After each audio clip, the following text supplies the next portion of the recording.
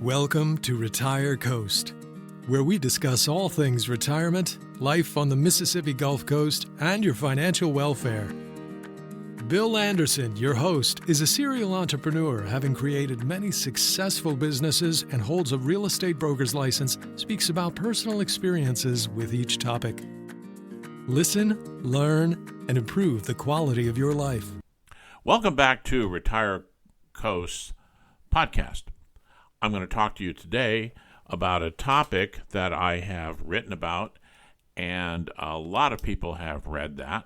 So the title is, What Happens When You Finish Paying Off Your House? Before I go further, I want to explain that I answer questions on a platform called Quora, Quora, on Google. And people ask questions about various things, and if you know the answer, you can answer it.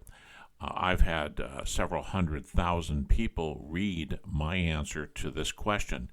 It's an interesting question because many people believe or feel that they should pay off their house, and that's a goal for a lot of people. And that's a great goal for people, but they'd like to know what happens after they pay off the house. So it may take years before they can do that. In the meantime, they'd like to get some feedback from people. So what I talked about in my original article was how I felt about paying off my house.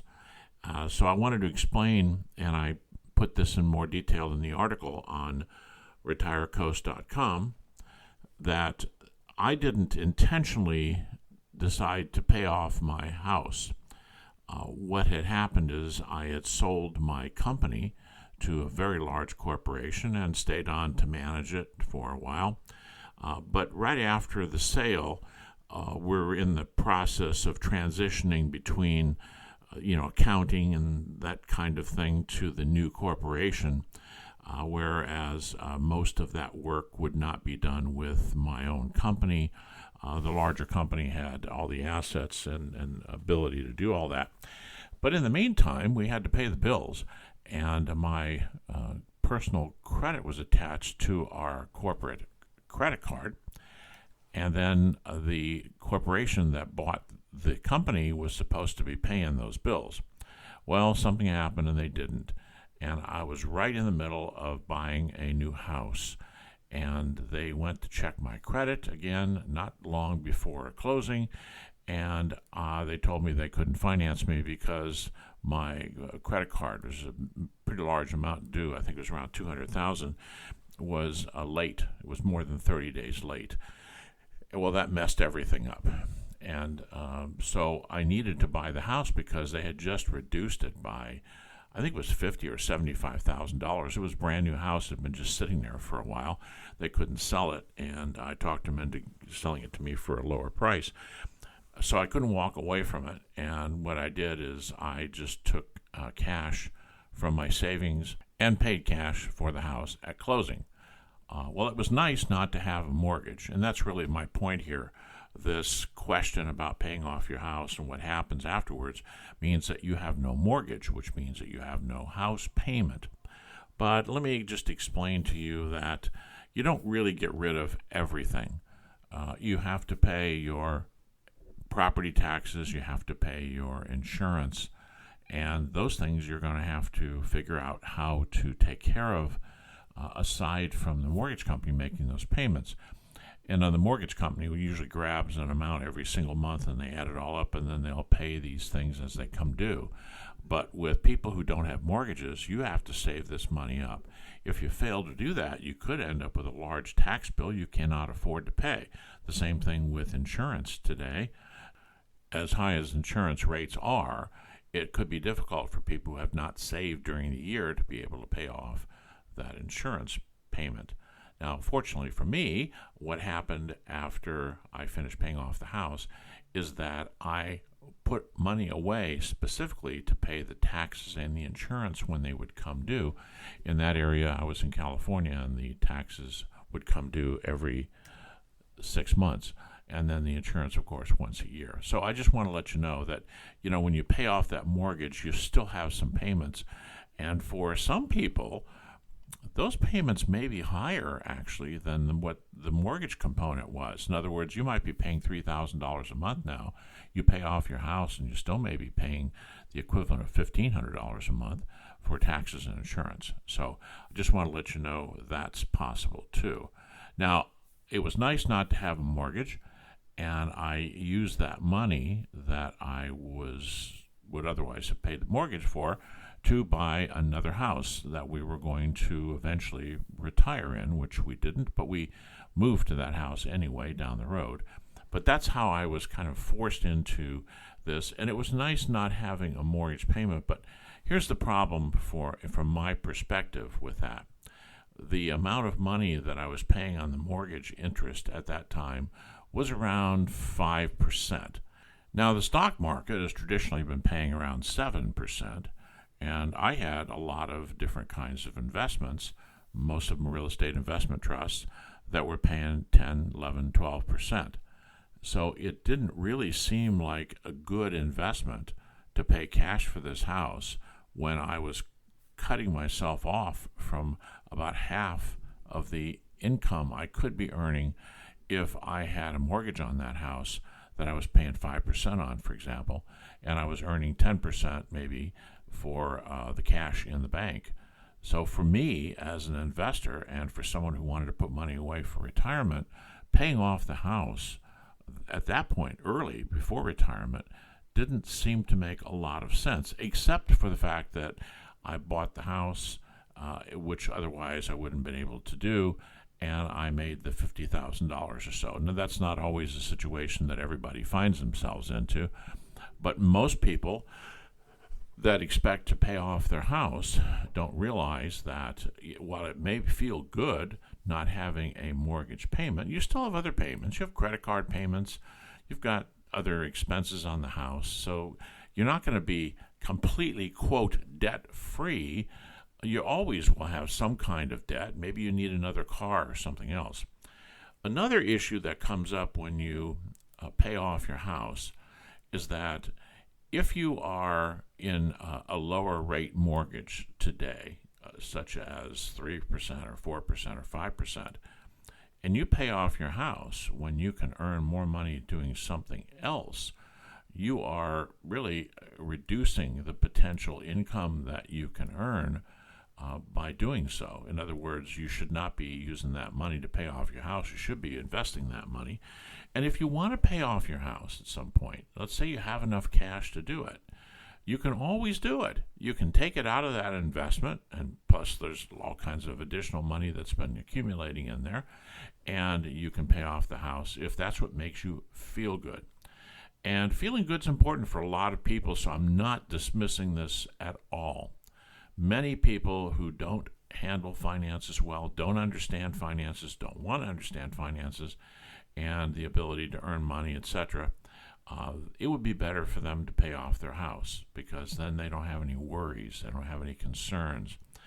But years down the road, what happens to many people, if they pay off their house, that is their nest egg. That's where their money is sitting. If they need to do something with medical bills or to buy another car or a grandson going to college or all kinds of life's things that come and hit you, the only way that a lot of people have to deal with that is to get a mortgage on their house. Now, getting a mortgage on the house means that you would effectively be getting a first mortgage on a house, just as if you were going to buy it and get the mortgage to begin with. The industry has a different term for it. They might call it a refi. But nevertheless, so you'll get a mortgage on your house, and you'll be starting to take out some of that equity.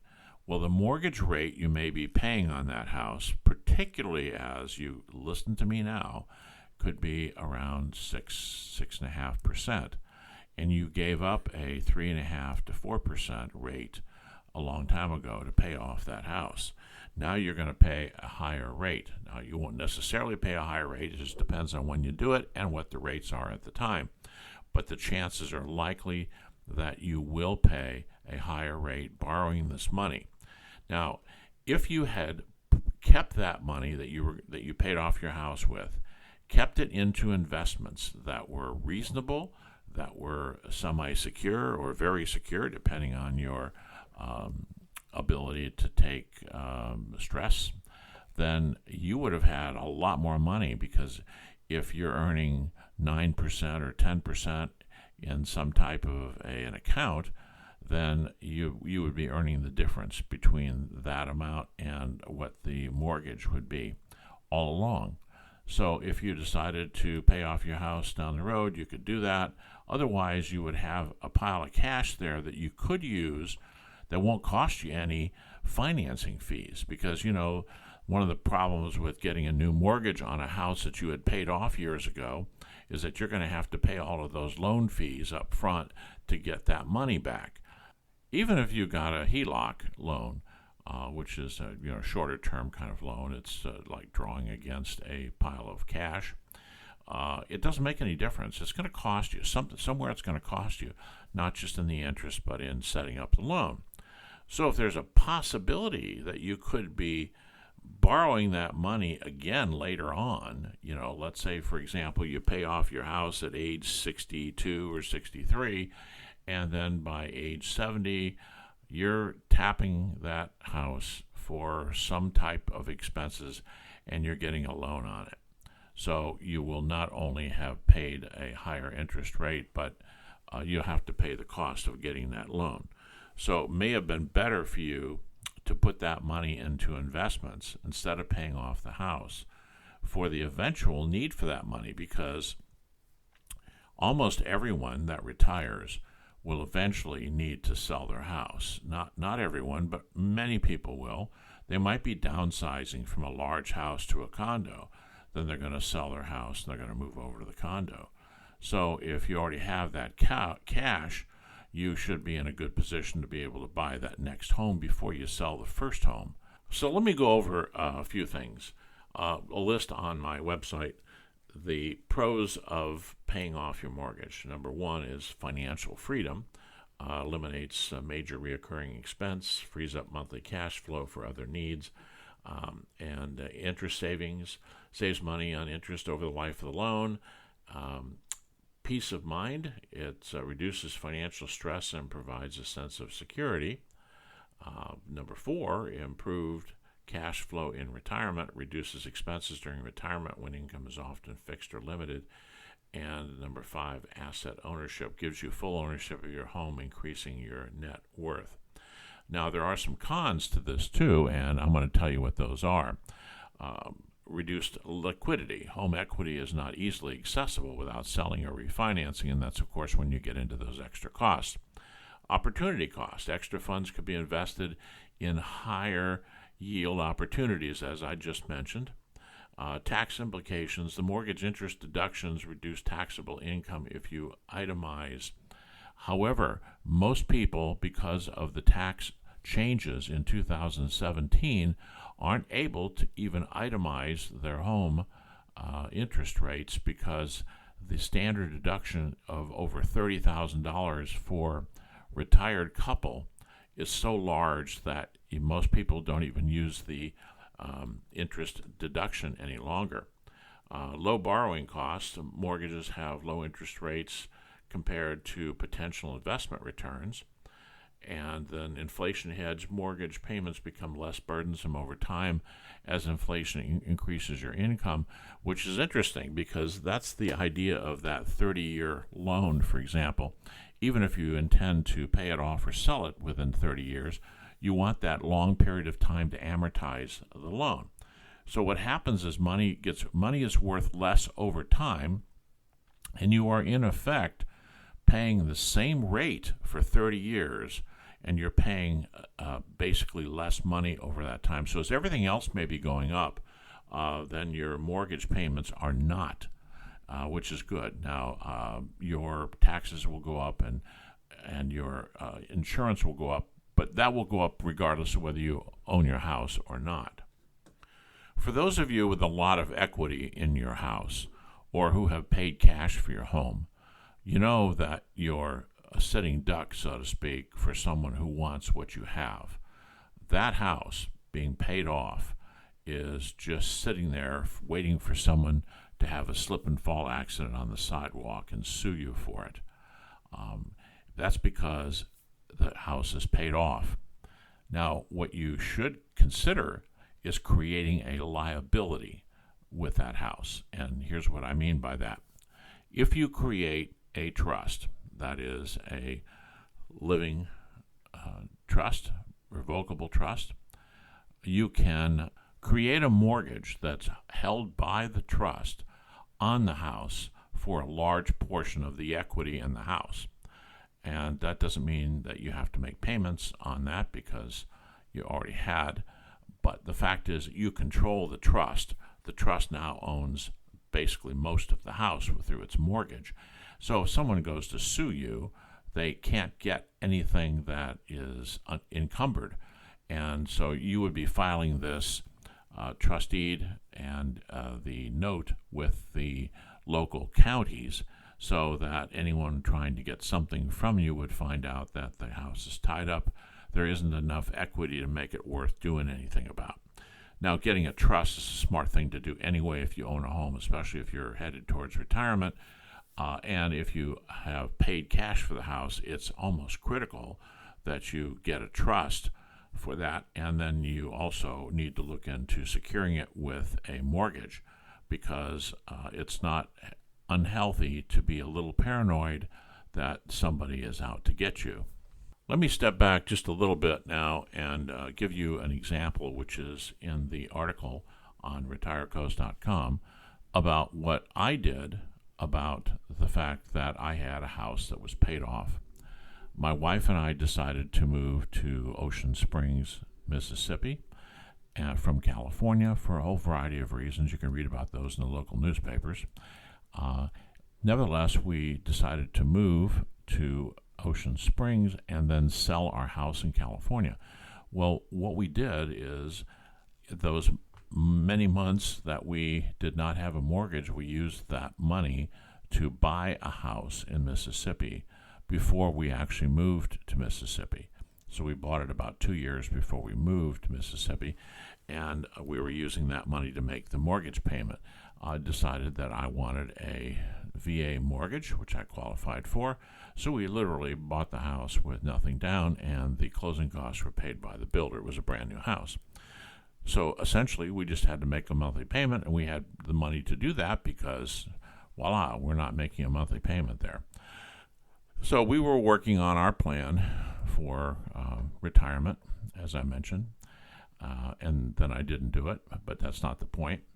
So what we did was we sold our house then in California, and we took the cash from that house, which was fully paid off, and we used it when we moved down to Mississippi to make some property investments. So I'll just give you one that we did. We joined a few other people. We put together a program to buy a vacation rental. It was a beautiful house built in the early 1900s on the beach, or near the beach. So we paid, and I put the numbers in here too, about $215,000 for that house, basically. And you can see all the costs for buying it and the calculations, real estate commissions. We purchased that house, and we sold that house 3 years later. We sold that house for $330,000. Remember, we paid $215,000 for it. So we ended up with a very large return on investment. Now, there were several investors, so we divided it all up, but the percentage return was still there.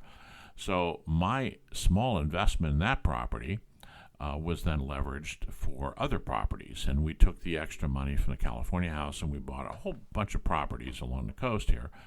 And I have since sold several of them, and each one of them was highly profitable. All of that as a result of the fact that I have a mortgage right now rather than paying it off. So we not only made money on the project when these properties were rented, actually quite a bit. I'm not even talking about that. I'm just talking about the difference between buying the property and selling the property and the income we made. So the returns were very high. This ROI was 345%, for example. So rather than sit on that money and have a house with no mortgage payment on it, I was able to make a tremendous amount of income. This is just one property. We did another thing with 3 properties where we paid cash for one, and then we used that one. We fixed it up, made it a vacation rental. All of a sudden, it's worth a lot more. It's worth more than double what we paid for it. We were able to get a loan on that property, which we had paid cash for with the intention of doing this. And then we got a loan on it. We were able to buy 2 others. So basically, one property fueled 3 properties, all of them making a really good income from vacation rentals. And now one of those has been sold for a significant profit. So that's what I was trying to say. You may not be into real estate. Maybe that's not your thing. And you probably can't pull off what we just did. But that doesn't mean that you can't find other places to invest your money at a higher rate. And remember, the money is still there as long as you're not buying something that's risky with a chance of losing a large amount of it. And if you ever decide that you want to pay off the house, you can certainly do that. So I encourage people to take a hard look at the value of that money, because money makes money. And you can tie it up in a house if you want to, and of course you'll save that mortgage payment, but that mortgage payment may be small compared to what the return on investment would be if you use that money in some other kind of an investment. Now, if you use that money to buy property, you're right, you cannot just turn it off and sell it the next day. You're going to have to work on some plans. But if you buy income-generating property that's making money, that's a whole different kind of thing. And you may be buying some income property that's actually generating more than what's necessary to make the mortgage payment on your house. That's a good thing to do. Now, I'm in the process of working on an arrangement with someone to buy one of my properties. It's a duplex. And the duplex, they can live in one unit and rent the other one. And the other one will generate enough income to pay for the front unit, or actually pay for the entire property. So that's another option that you have. And then, of course, there are bonds and stocks and lots of investments that are safe and secure, as they can be, and generate good dividends, for example. I've had a number of dividend stocks that have generated anywhere from 7 to 14%. So there are lots of opportunities out there if you decide that you don't want to pay off the house. So coming back full circle to the title, which is, as I mentioned earlier, what happens when you finish paying off your house? Well, it's a great feeling. But I started to feel that I wasn't doing the right thing even after I bought the house and I had it. I knew I had to do what I did. But for a lot of people that have been dreaming about, paying off that house, just expand your field of dreams a little bit and look at what you can do with that cash if you have it. And in the meantime, if you're trying to save money to pay off the house, be sure you're investing it properly. I don't like to give investment advice on anything other than very specific real estate. But I do know, as most people do, that there are lots of other kinds of investments out there that will generate pretty good money. So you don't want your money just sitting around doing nothing while it's being saved for you to be able to buy that house. Otherwise, you're getting behind. Well, thank you for coming to this podcast. I hope that we've given you some pearls of wisdom and that you've got some things to think about. Do some calculations, work it out. There's a lot of calculators online. We have quite a few that are embedded in different articles at retirecoast.com. We invite you to come there. We have a lot of articles about various things, how to maintain your house, about air conditioning, about hurricanes, just lots and lots of things that will help you, hopefully, in your life decisions. Again, thank you for coming to Retire Coast, and come back again.